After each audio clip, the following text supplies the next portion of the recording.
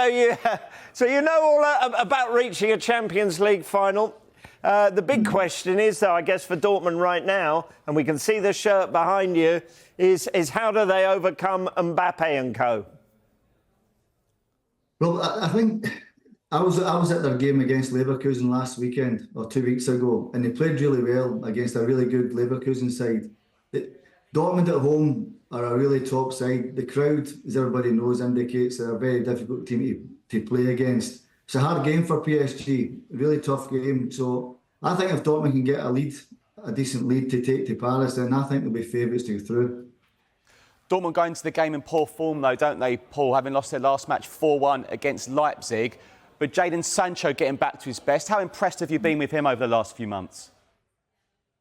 It's funny there. I saw the game against Leipzig, and I know they lost 4-1, but it wasn't that margin. It was a really fine margin game at that time. Jadon's goal was brilliant. I mean, he's playing really, really well at this minute in time. I think Dortmund have galvanised him again, which is great for Dortmund. But the semi-final, it's a 50-50 toss-up of the coin, really. It's who really wants it the most that can get through. But there's no point thinking about the final if you can't get through the semi-finals.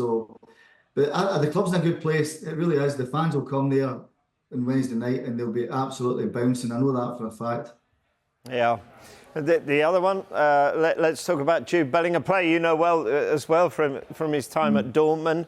OK, is he going to help Real Madrid beat Bayern Munich in the other semi?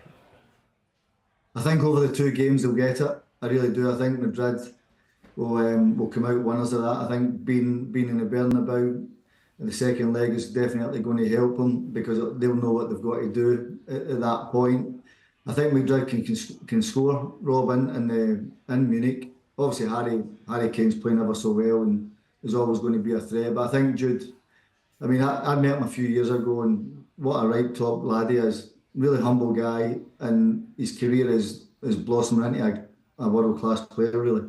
Yeah, you mentioned Harry Kane there, Paul, and he'll be on the opposition side. There's been plenty of turmoil at Bayern Munich this season, but he's still managed a phenomenal goal-scoring campaign.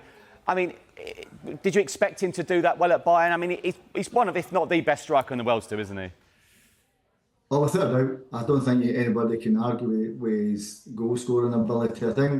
I think he went to a Bayern Munich team that, if you look on paper, they're top-class players, and everybody never expected this season to unravel the way it did with Leverkusen playing ever so well and Bayern stumbling a little bit. But Harry Kane, goal-scoring record, his goals to ratio was incredible. But he's playing ever so well. I think that's important, that the way he's playing as well. But you give him a chance, he's not missing. And I think that's the key to him, that he's playing really, really well.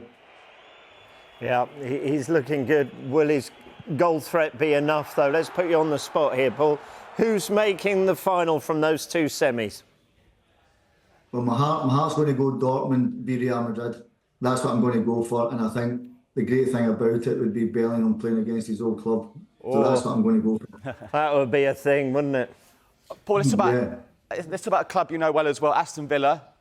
It looks good in terms of their Champions League spot in 4th position. They're doing well in the Europa Conference League. Surely Unai Emery, in your view, would he candidate for manager of the season if that's achieved, the top 4? I think he must be in with a shout. He's got to be for what he's done. I mean, he's got Aston Villa playing fantastically well. In Europe, they've been great. I think his passion for the game. It's funny because even when he was at Arsenal, I think he got an unfair deal there because people were criticising him in a lot of aspects, but he'd won the UEFA Cup a number of times. He'd done great at Seville, which was great, and he came to Villa, and I mean, he's put them right on the map, really. But I think he must be in the running for manager of the year without a doubt.